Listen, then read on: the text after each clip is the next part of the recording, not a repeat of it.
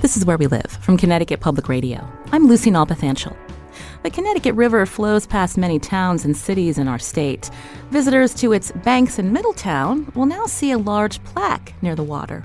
The plaque in Middletown's Harbor Park marks the city's history as a port that not only welcomed ships that carried enslaved Africans, it also was a necessary stop for the loading of local goods and provisions for colonial powers operating in the Caribbean, an important hub in the transatlantic slave trade. Today, Where We Live, we learn why the city of Middletown is now recognizing its contributions to slavery. Coming up, we'll also hear how some Middletown residents have been working to raise awareness about a prominent African-American family. Do you know the story of the Beamans? We'll tell you about them. That's later.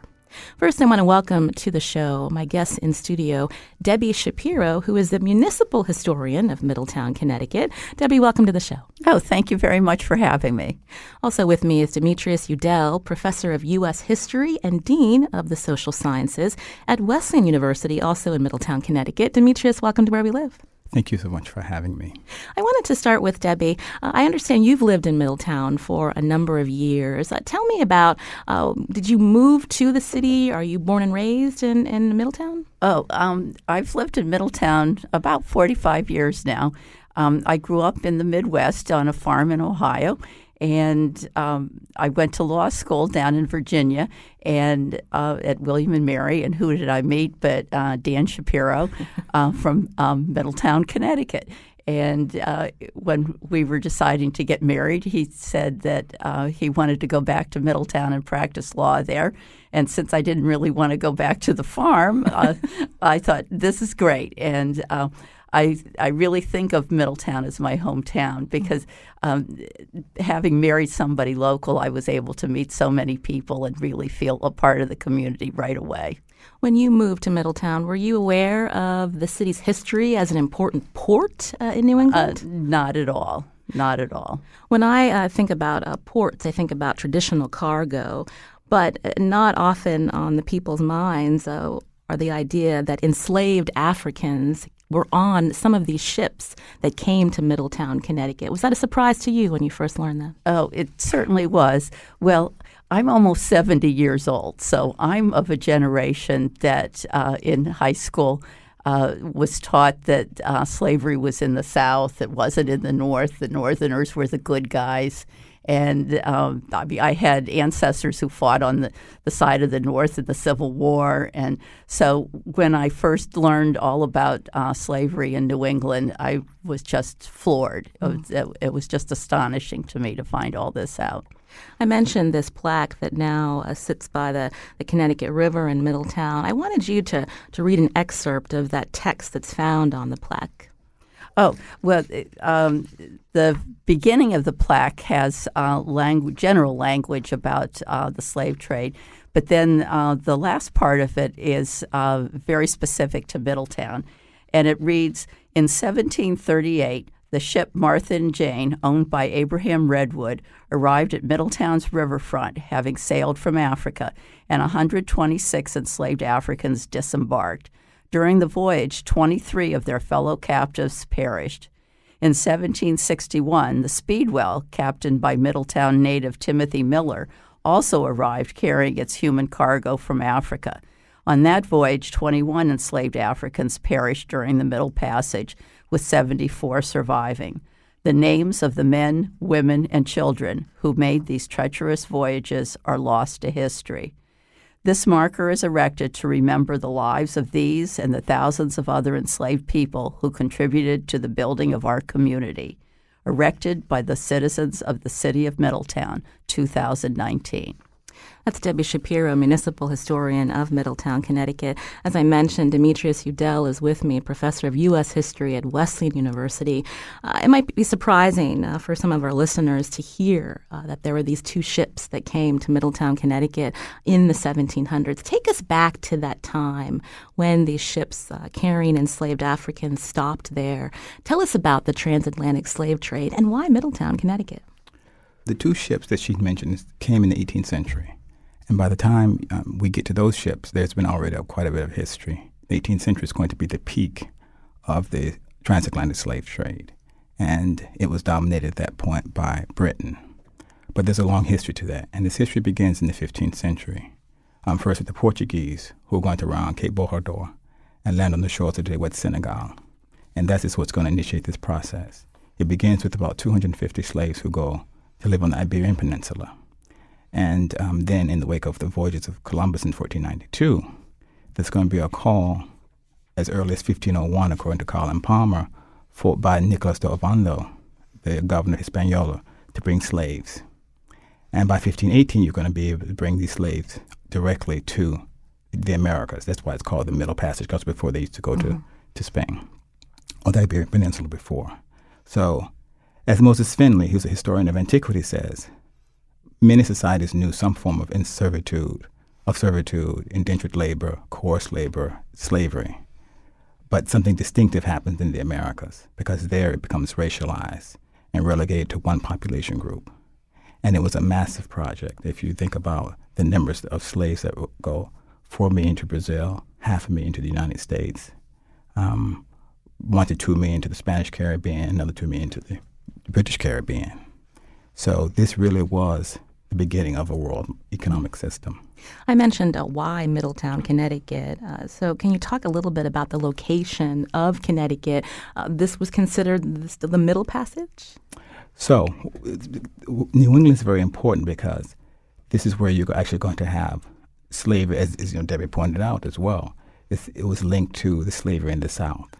And even in the 17th century, you had the question after the 1638 Pequot War and 1676 King Philip's War, enslaving indigenous peoples and also of Africans. So Middletown was part of this whole complex in New England of world trade.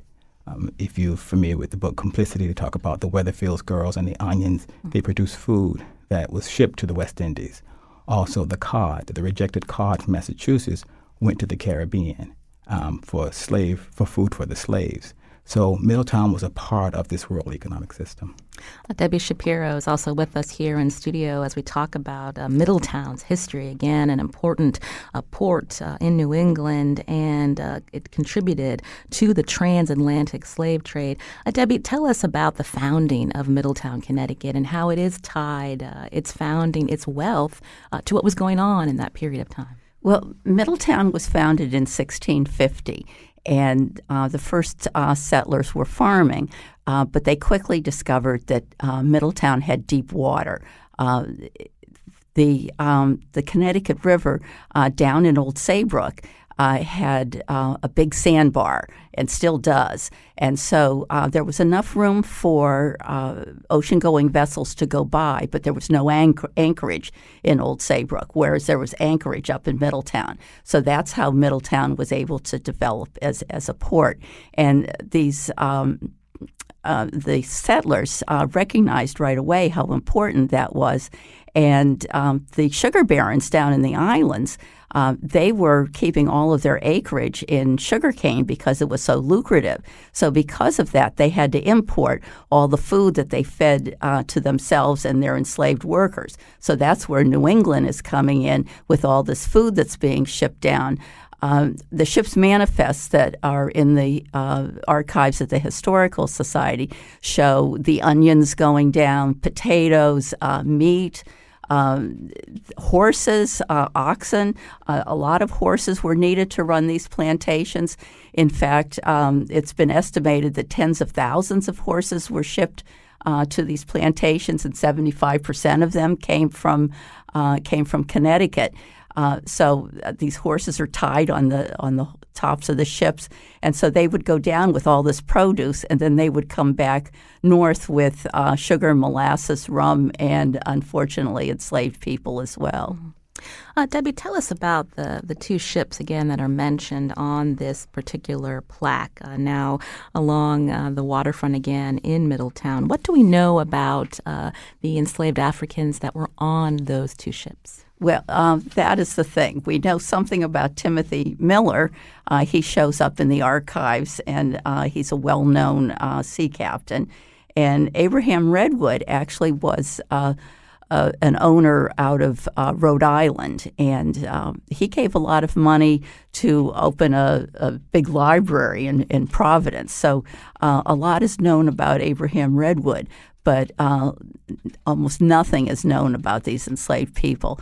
There are ads in the newspapers that show different merchants on Main Street are advertising that they have enslaved woman newly arrived from Africa. So that's all we know about them.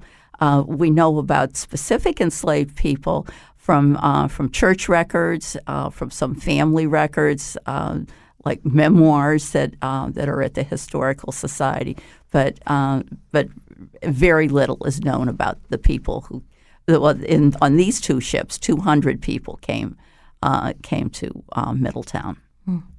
Demetrius, I wanted you to maybe expound on that a little bit, this idea that archives are important when we are able to look at ship manifests, ads in the newspaper at the time, but the fact that there's not a lot known about the enslaved that were brought here, that also speaks and makes a point.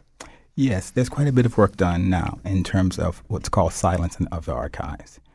And I wouldn't want to push that too much, but it does tell us something about who was considered to be important enough to have records kept for them. So we have to begin to think differently about history, to how do we tell stories. And this is where you have to, this is where questions of fiction comes in, like Toni Morrison's work is excellent, and this helping us to sort of reimagine what it was like to live under slavery. And we have to also become comfortable with living with the fact that we don't know some things. And that's okay too, right? It shows that history does have these gaps. And, it was recorded by certain people at a certain time from a particular perspective. And these people were not valued as much. And so, therefore, their lives and their stories were not ones at the time that, were worthy of being told. I think it might also serve as a cautionary tale for us to think about perhaps whom are we leaving out when we write our histories today, so that we don't at least try to fall into the same traps. Demetrius Udell is a professor of U.S. history and also dean of the social sciences at Wesleyan University. He's here in studio with me, as well as Debbie Shapiro, municipal historian of Middletown, as we look at efforts in recent weeks and months where the city of Middletown is acknowledging its connections, how it contributed to the transatlantic slave trade. If you're a resident of Middletown, we want to hear from you. 888-720-9677. You can also find us on Facebook and Twitter at Where We Live. Before we head into break, I was wondering if, Demetrius, you could talk a little bit about, our ideas, especially in the North, of what slavery is or was. When we hear Debbie Shapiro mention these advertisements, the fact that some of these enslaved Africans came off these ships and also did jobs in Connecticut and throughout New England, what kind of jobs were they doing? Well, and because you didn't have the sort of plantation agriculture system in the North, they would do things like dig wells, women officers as nurses, certainly a lot of domestic work. And if you think about, say, the Mid-Atlantic region, New York, they built, the churches, taverns, the buildings along the Battery in New York were built by slaves. Wall Street, for which it takes its name, was also built by slaves. So it was a form of skilled labor, actually, right? It wasn't just agricultural labor. It was, you could say, in the Mid-Atlantic, semi-urban, and here also agricultural and domestic, but also requiring technical skills. Craftsmanship, for example, labor was performed by slaves. There's also this narrative that people who were enslaved, they were probably treated better in the North. What do we know about that narrative and what was really and true, actually the truth? Well, I don't know how much we know because that would be very individualized. And the question of slavery is less a question of treatment and one more of political subjectivity. So Frederick Douglass's narrative is very good on this because when he's learning to read, he gives bread to what he calls the street urchins for what he called the bread of life, which meant that, relatively speaking, these poor white kids may not have had as much food as he as a slave, but they also had something that he didn't have, which was a sense of mobility and what you call, for lack of a better word, freedom. So for me, the question of slavery doesn't hinge on the level of brutality, but on this idea that you are forced to not have a certain kind of freedom. And then this is also intergenerational because it's transferred to your children as well. And so that, to me, is the defining element of slavery. So you might be relatively better treated on certain plantations, but that doesn't make you any more human based on the conception of the slave system. Debbie Shapiro, when we think about those that were enslaved here in Connecticut, the skilled labor that they did, do we know particular anecdotes, stories about some of them? Oh, yes. You read my mind because I was thinking about this. The largest slaveholder in Middletown was a gentleman named Philip Mortimer. And he owned the largest of the rope walks. A rope walk is the building where they would weave the hemp into the rope that the ships needed. And there are several stories about his enslaved people. One of them is documented, and in those days, whenever somebody needed something that they couldn't afford and somebody else provided it, they would send a bill to the town of Middletown. So in the archives of the Historical Society, there are like 8 boxes of these colonial bills to the town of Middletown. And one of them is Philip Mortimer billing the town for the services of his 8 slaves building a bridge for the city. So they were building the infrastructure of the city, which is one aspect of what we were saying on the plaque, that they helped build our city. And another anecdote about one of his enslaved people is that in his will, he was freeing all of them, but one of the heirs contested the will, and the gentleman wasn't freed and was accused of poisoning this heir. And he was found guilty, even though the gentleman didn't die. But he was put in Old Newgate Prison, and then later, when the Wethersfield prison was built, he was transferred there, and they were letting him out. His name was Prince Mortimer. He was the son of a king back in Africa. And he got to the outside world, but he had spent his entire life either being a slave or a prisoner. So he asked to go back in, and they let him back in, and he died in Wethersfield Prison at the age of 110. So there's a whole book written about Prince Mortimer. I can't wait to read that. My guest today, Debbie Shapiro, Municipal Historian of Middletown, and Demetrius Udell, Professor of U.S. History and Dean of the Social Sciences at Wesleyan University. Coming up, we talk more about Middletown's efforts to acknowledge its history. And do you live in Middletown? You can join us too. Find us on Facebook and Twitter at Where We Live.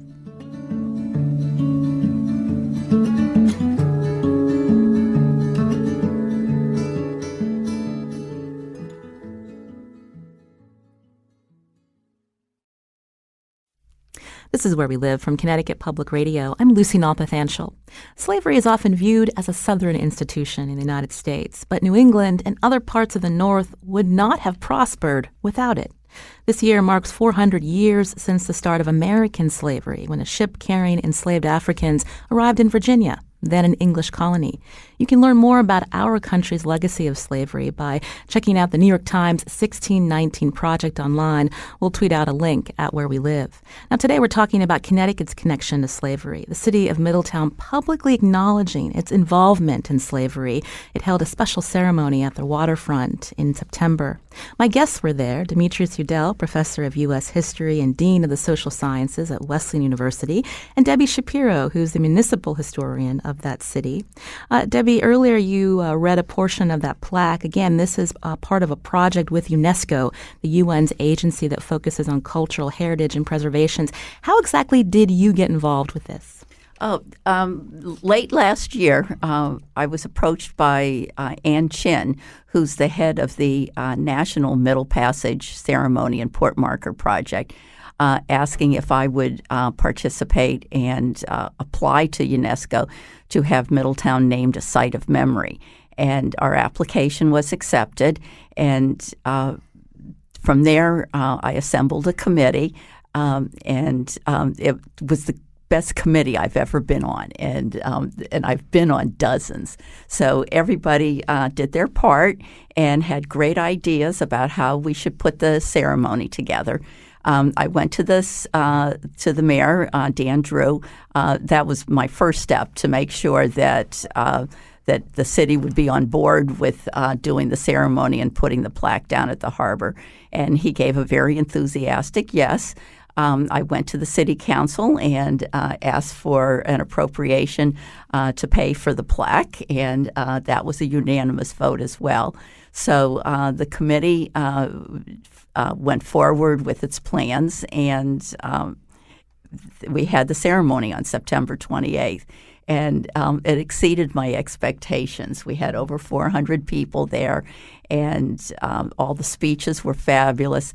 We had several ceremonies, a Native American ceremony because the Native Americans were here first, and they gave permission to proceed with the ceremony.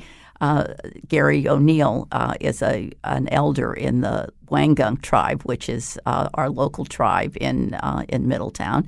And we also had African drumming, dancing, and a libation ceremony. And the libation is the pouring of water or wine to evoke the ancestors and to awaken them and bring them into our midst. And then we had youth from Middletown call out the names of the 16 West African countries where enslaved people were brought to America. And others called out the names of enslaved people in Middletown. And so the whole ceremony culminated with the unveiling of the plaque and the throwing of bundles of flowers into the Connecticut River, with the hopes that the flowers would reach open water and bring peace to the people who perished on the Middle Passage. You mentioned the Native Americans. I wanted to go back to Demetrius because we're focusing on the transatlantic slave trade and thinking about the many enslaved Africans that were brought here and then also to the Caribbean, but also what happened to the natives during that time, the founding of our country, as well as some that were even taken to the Caribbean, Demetrius. That's correct. So back to your really earlier point about thinking of slavery not as a Southern institution, the first slave law is going to occur in 1641 in Massachusetts, what's called the Body of Liberties. And this provided, similar to what you think of today as individual rights, but in that it also said that captives of war could be enslaved. And this is occurring 3 years after the end of the Pequot War, beginning of the Pequot War. So the indigenous people are also going to be enslaved. So these histories belong together. And some of them are actually going to be transported to the West Indies. So you had indigenous peoples exported and Africans imported. And this is also because the white settlers are expropriating the land of the indigenous peoples as well. So these histories should be belong together, should be discussed as part of the same sort of historical complex, if you like. We heard Debbie talk about this ceremony held in Middletown. You were also there at Wesleyan. You focus on history and culture of slavery, abolition, and emancipation of the Americas. What do you make of this moment in our country's history where we are now taking time to think back about how this country was founded and not to follow one narrative, but to include what has happened to millions of enslaved Africans and the natives as well? It's very important. I mean, this has been a long struggle. There's been quite a bit of scholarship trying to redefine or reconceptualize the history of this country. You can always go back to W. Du Bois, who wrote his dissertation in Harvard on the suppression of the African slave trade. And so every human society tells itself a story, and ours is history. And this history, it tells often of great things and doesn't want to, talk about the bad things so much. But in order for all of us to feel part of a society, we all have to be included in that history. And so it means that it also needs to change. And I think looking at the issues today, we have to think about the kind of story we should tell ourselves of who we are to deal with some of our social urgent issues. We heard from Orlean on Facebook who wrote, "It's so powerful to acknowledge the ways in which we are all connected and the harms inflicted on enslaved Africans and their descendants." You can join our conversation, 888-720-9677. Billy's calling from Middletown. Billy, go ahead. You're on the show. Yes, thank you. I'm Billy. I collect rare books, and one of the parts of my collection is books on Middlesex County. I was looking through one of them one day, and I saw a print of Middletown's Main Street, and on the corner of Washington Street and Main Street, there used to be a slave auction house, which I would suggest if people are, doing things, that area should be blessed to take out the horror of what happened there many years ago. So that's all I wanted to say, to raise people's awareness about that. I was shocked when I saw it, and every time I drive by there, I think of that. Mm. Well, Billy, thank you for calling in. Debbie and Demetrius, did you want to respond to what Billy shared with us? Well, Billy, I would love to see this map. Because the maps that are down at the Historical Society, there's one from 1770, and it doesn't actually label a slave auction. It labels several slave dealers, Dr. Walker and Captain Gleason, but neither one of them are on the corner of Washington and Main. So I would love to see this map. And I really commend you for collecting books about the town in which you live. Demetrius?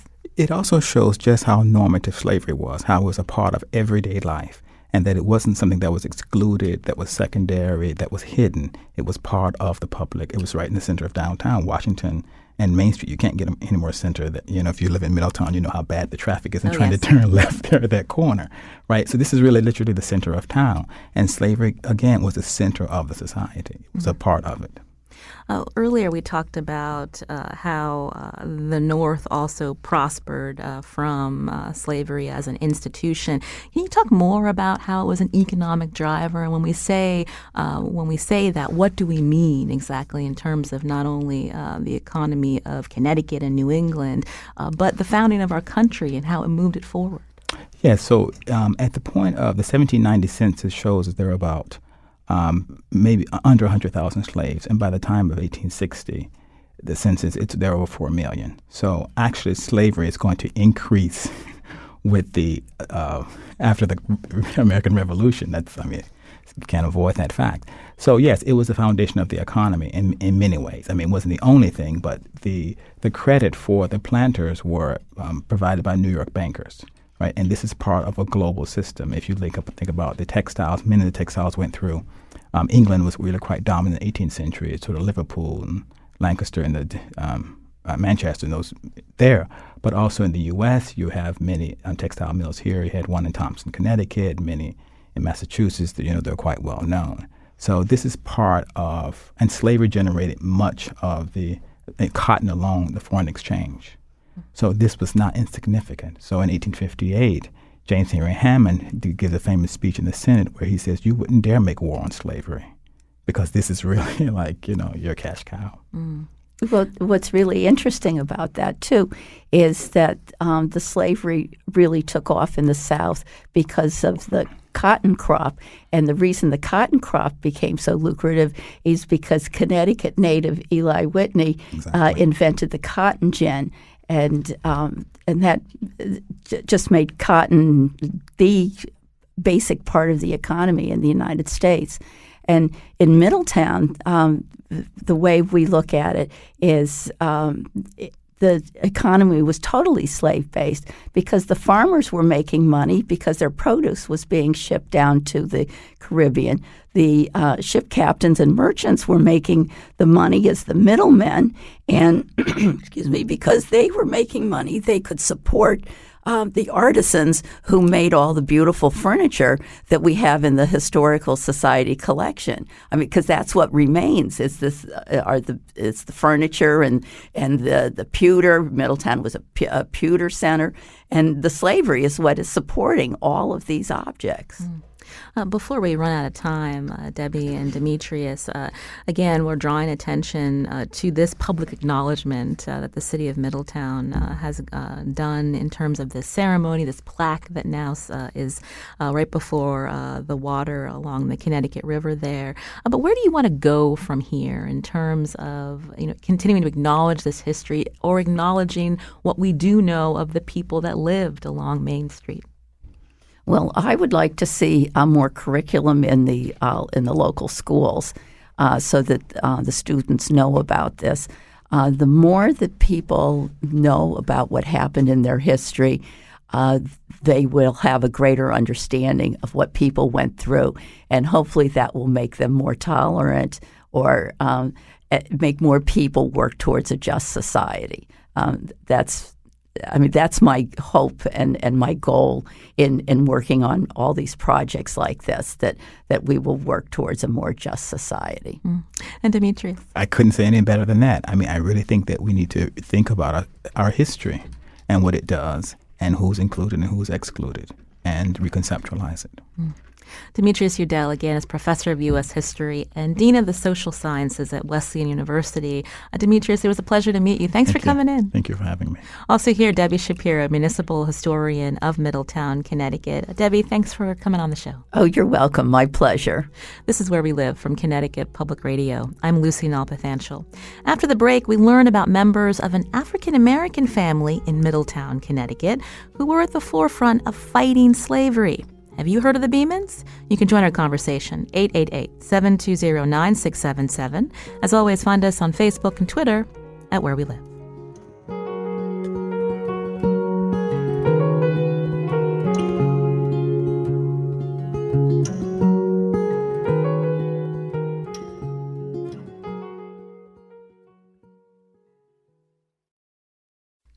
This is Where We Live from Connecticut Public Radio. I'm Lucy Nalpathanchel. Tomorrow on the show, we're hitting you hard with history this week. But tomorrow, Salem, Massachusetts has long been a focal point in the history of early American witch trials. But Windsor, Connecticut also holds a place in this dark narrative as the site of the nation's first witch hanging.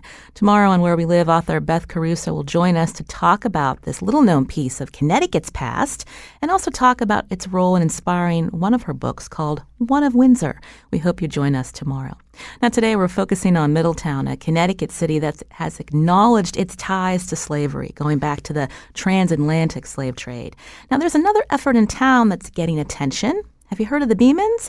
Their story is being highlighted after a group of community members suggested that a new combined middle school be named after the Beaman family. That recommendation, as we understand, is now before the city's Common Council, and it's not without some controversy. Now, before we talk about that, we want to learn more about the Beamans. So joining me now in studio is Marty Lohman, who's one of the historians at the Cross Street African Methodist Episcopal Church, also a retired high school teacher. Marty, welcome to the show. Thank you so much for having me. So tell us about the Beaman family and their origins in Connecticut. Okay. We are very proud that our church, the Cross Street African Methodist Episcopal Zion Church, is the church that actually brought the Beaman family to Middletown. So they were descended from someone who was enslaved, Caesar Beaman? Yes. Caesar Beaman was the father of Jehiel Beaman, who became the minister at the Cross Street Church 1831. And Caesar was able to win the freedom of his family as a result of fighting in the Revolutionary War instead of his master. And when he returned, his master kept his promise and freed him. Consequently, the 7 children of Jehiel Beaman and his wife were freed. They lived in Colchester, Connecticut. They were educated in Colchester, Connecticut at the Colchester Colored Children's School. That's not the correct name. But if you want to find out the correct name, you go to Colchester. And they have renovated the school, and it's a great place for schools, churches, families to visit, to hear some of the history of Colchester, Connecticut as a result of our great Beaman family. So tell us more about the Beamans' involvement with the history of your church, as we mentioned. Jehiel Beaman came as the minister, and, it was at a time when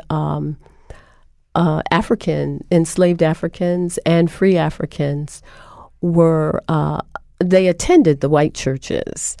And several of them were moving away from the churches because of the fact that they had to sit in various areas, the balconies next to the door and so forth. And several of them were breaking away, forming their own churches. And the whites felt this was a great idea. They felt that the only reason that Africans should be educated was to serve God. And consequently, they were allowed to create their own churches. The Cross Street Church, after Jehiel Beeman came, became a center for education, ideas about improving your life, and so forth. For our listeners who are maybe not familiar with the geography of Middletown, Connecticut, when we talk about the Beemans and your church, where are they located exactly? Okay, so the first place that the church was located was at the corner of Cross Street and Pine Street. And I'm using the modern names. There were different names at that point. But right now, the Wesleyan Science Center stands where the first church was actually built. And so that whole area up the street was the triangle where another rendition of the church was built later on.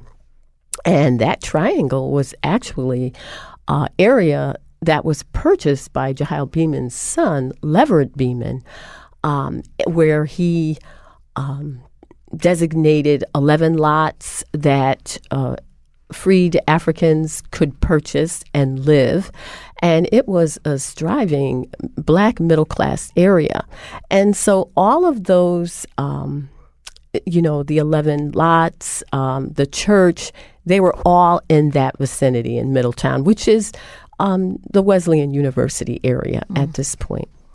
This is where we live. My guest in studio, Marty Lohman, one of the Cross Street African Methodist Episcopal Church historians, also a retired high school teacher, as we learn more about the Beemans, a prominent African-American family in Middletown, Connecticut. I wanted to bring into the conversation Jesse Nasta, who is a historian of 19th century African-American history, who's also working on a book about the Beeman family. Jesse, welcome to our show. Thank you very much for taking my call. Hi, Jesse. Hi.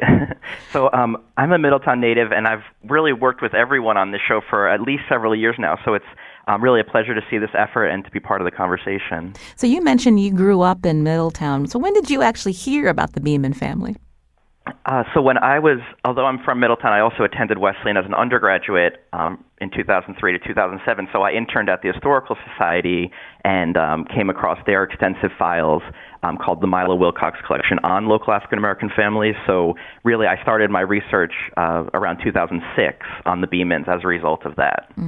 We heard Marty give us a great introduction to the Beeman family and where they were located, as the church as well as these other 11 houses in this property, and that's part of it, Wesleyan University today.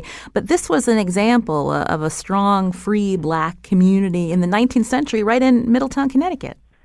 Absolutely. And I would like to encourage listeners to think of the two halves of your shows as one story, one connected story, because the Beemans had been enslaved here in Connecticut and then for generations after fought for freedom and equality for African Americans. And building churches and forming property-owning communities was really part of that effort to make freedom meaningful and to fight for equality right here. So this is one of only a few free property-owning African-American communities in the state. And I just want to tell listeners the Connecticut Freedom Trail is definitely something to look up, because the Connecticut Freedom Trail has over 130 sites throughout the state associated with African-American history. And the Leverett Beeman Historic District here in Middletown, sometimes called the Beeman Triangle, is one of those 131 sites now. We heard from our earlier guest, Debbie Shapiro, about the importance of curriculum and teaching young people about these stories, including the Beemans. The reason we're talking about it today is that there is also an effort in the city of Middletown by some in the community to have the Beemans be the name of a new combined middle school. Jesse, what can you tell us about that? Sure. So Debbie Shapiro's actually been very involved. A community member named Molly Onger has been spearheading that. She reached out to me about 4 months ago asking me to give input on the history of the Beemans. And I think it's just thrilling, the notion that we're close to naming a school right here in Middletown after the Beemans. The Beemans were here for 86 years. They were, from Jehiel to Jehiel's children to grandchildren, really fought for African-American freedom and equality from the 1830s when, slavery was very widespread throughout the United States all the way through the 1910s when they were fighting Jim Crow and segregation in the 20th century. Marty, you're here with me, Marty Lohman, who's a church historian at the Cross Street African Methodist Episcopal Church. I'm curious what your thoughts are about, because the Beamans are so important to your church community and the history of Middletown, but now this effort to name this new school after the Beamans. Well, the Beamans left quite a legacy for our church and for the city of Middletown. As Dr. Nasta mentioned, they were so involved in the community in the abolition of slavery, the getting rid of prejudice. They were stalwarts of education. Amos Beeman, the son of Jehiel Beeman, struggled so hard in order to be able to educate himself. As I said, they were educated in Colchester at the Colored Children's School. He also tried to be tutored at Wesleyan University. He was pushed out of there. They tried to establish a college in New Haven, Connecticut. That was voted down by the city. Education was so important for the improvement of African Americans and for the betterment of the African American society. The Beamans were very much involved with voting, with trying to establish the right for Africans to vote. They were landowners and they were male, so why couldn't they vote? Just like the rest of the male landowners at that time could vote. And that was approved by the General Assembly in Connecticut. It was voted down by the towns. But in spite of the fact, people learned about these issues. And so the Beamans were very instrumental in town. And by all means, why shouldn't a high school be named after them? They improved the lives of African Americans and the lives of white. They were much involved in the temperance movement. Many citizens, free blacks, whites, were drinking themselves into misery. And the Beamans fought against that. They were a great family. I wanted to go back to Jesse because, as Marty mentioned, the family working towards equality for all in the what was then I believe the Woodrow Wilson High School, the Beamans worked against segregation. Yeah, so Middletown High School in 1840 became the first public high school in the state. But in my research, I came across the fact that in 1844, 4 years later, the Middletown City School Society attempted to officially segregate the high school and officially bar free African-American youth from attending. And the Beamans actually got an attorney and fought that at the state legislature. And as a result, Middletown High School remained desegregated. So I think especially because they championed not only freedom but education for African Americans, what more appropriate way to honor them than naming a school here in Middletown after them? So there's definitely interest in the community, and as we understand, a naming committee suggested the Beamans to the Middletown Board of Education, the Board of Ed approving that name, and now it's before the city's Common Council. That was again told to us by Chris Drake, the Middletown Board of Education chairperson. But as you know, Jesse and Marty, there are some in the community who don't want to see the name be changed away from Woodrow Wilson High School. And I'm just curious what your thoughts are on their concerns and their opinion of that, Jesse. Well, in attending these meetings, it's come up that Woodrow Wilson was a segregationist. I mean, so when he was president from 1913 to 1921, the NAACP and other African American leaders protested, but he ignored their protests and segregated federal employment and fired a lot of African American federal employees, postal workers, etc. In attending these public hearings, very few people that in the community seem to actually care about defending Woodrow Wilson as a person or as a man. They're concerned that the history of the school will be forgotten if the name is changed. And they gave, very touching testimony. Their parents attended the old Woodrow Wilson High School in the 30s and 40s before it closed and became a Woodrow Wilson Middle School. So I do think that the new school, because I'm a historian, I would love to see them honor the memory of Woodrow Wilson High School and Woodrow Wilson Middle School. I happen to attend Woodrow Wilson Middle School myself in the 90s, so I'm part of this story and part of this community. But I think, that name, Woodrow Wilson, is really from 1931. So I don't think we have to be tied to a name that Middletown approved 88 years ago in a very different context before there was any public acknowledgement, at least among white people, of the history of, segregation and slavery right here in New England. We have a comment from Susan Cienko, who actually wrote on a Change.org petition about not wanting to see the name be changed. She wrote, "Whatever President Wilson believed must be considered in the context of his time. There's no human on earth who hasn't said or done things that would be criticized today. We cannot erase history. We can honor achievements while being mindful of the negatives." But it sounds like, Jesse, you and others believe the Beamans had such a strong connection to Middletown, their contributions, that this is a way to honor that legacy. Yeah, and in addressing that point, I feel that, this is a new school, a new chapter. The name Woodrow Wilson has been honored in Middletown for 88 years, as I said. So my point is, this is a moment when the community can really proactively look around and say, who do we most want to honor? Who most deserves this honor? And you know what I mean? And I feel like in doing that, the Beamans are a very great choice. So again, it's not so much about putting Woodrow Wilson on trial. He's been dead for 95 years.